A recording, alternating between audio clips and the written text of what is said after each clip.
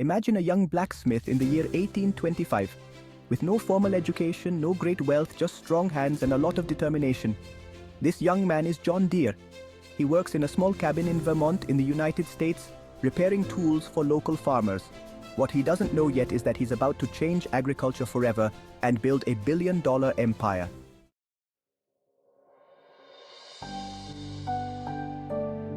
Back then, the plows farmers used weren't suitable for the soil on the plains. The soil was so hard and sticky that the plows constantly got stuck and wore out quickly. John, observant and curious, noticed this problem and began to think about how to solve it.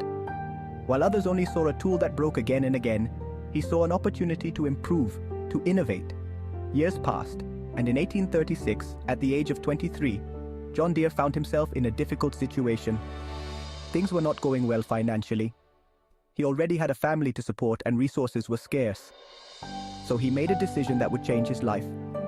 He sold his blacksmith shop to his father-in-law and moved his family to Grand Detour, a small town in Illinois, in search of better opportunities.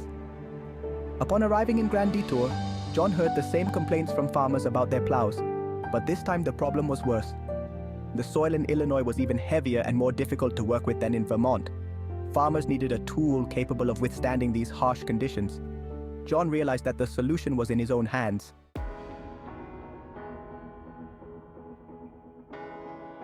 So he decided to experiment.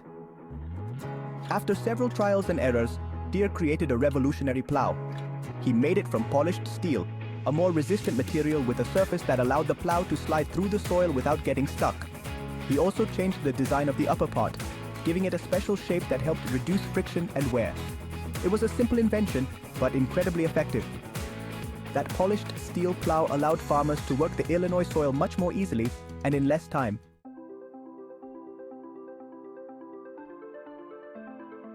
Soon, the news spread among the farmers. Deere's plow was a hit. By 1839, John had made 10 plows with his new design, all of which sold quickly. 3 years later, in 1842, the demand was such that he was already producing more than 100 plows a year.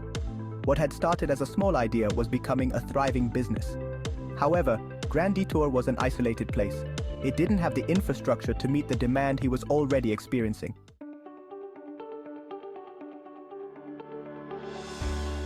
So in 1848, at the age of 44, John Deere made another big decision. He moved his factory to Moline, Illinois, on the banks of the Mississippi River. With access to the river, he now had a better transportation route to ship his products and enough power to double his production in a year. The John Deere company was beginning to solidify.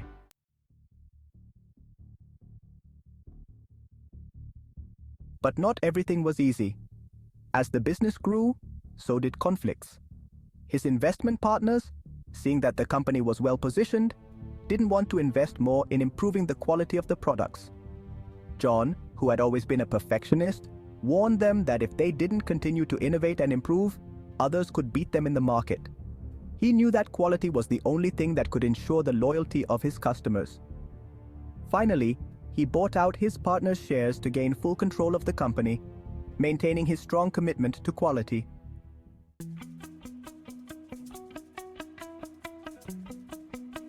In 1858, at the age of 54, John decided to take an important step.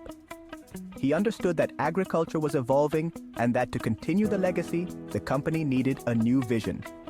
So, he handed over the presidency of the company to his son Charles, who was then only 21 years old. Charles, under the guidance of his father, took the company to new heights, introducing fresh ideas and adapting to the needs of a new generation of farmers. By 1868, the John Deere company had gone from being a one-man business to a family partnership. Charles became the majority shareholder, and the company began to expand in ways that John had never imagined.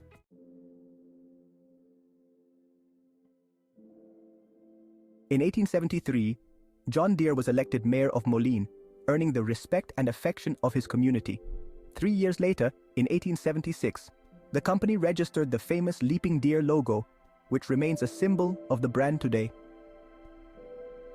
John Deere's life came to an end in 1886 at the age of 82.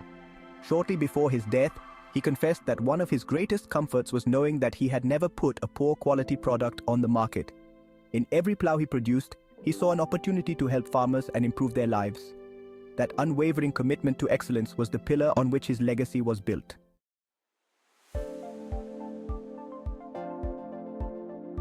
After his death, the company not only survived but thrived.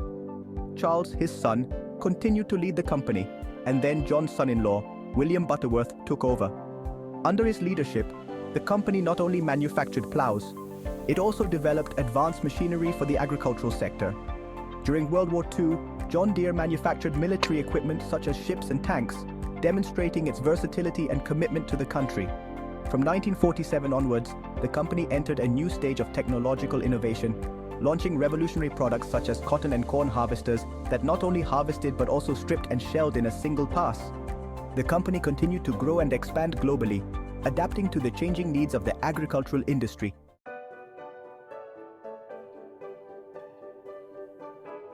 Today, John Deere is a leader in agricultural technology, in the manufacture of heavy machinery, and in agronomic production systems.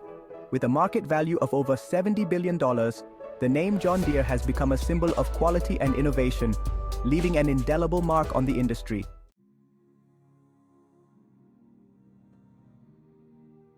So the next time you face a challenge and feel like opportunities are few, remember the story of John Deere, the humble blacksmith who turned his talent and vision into an empire.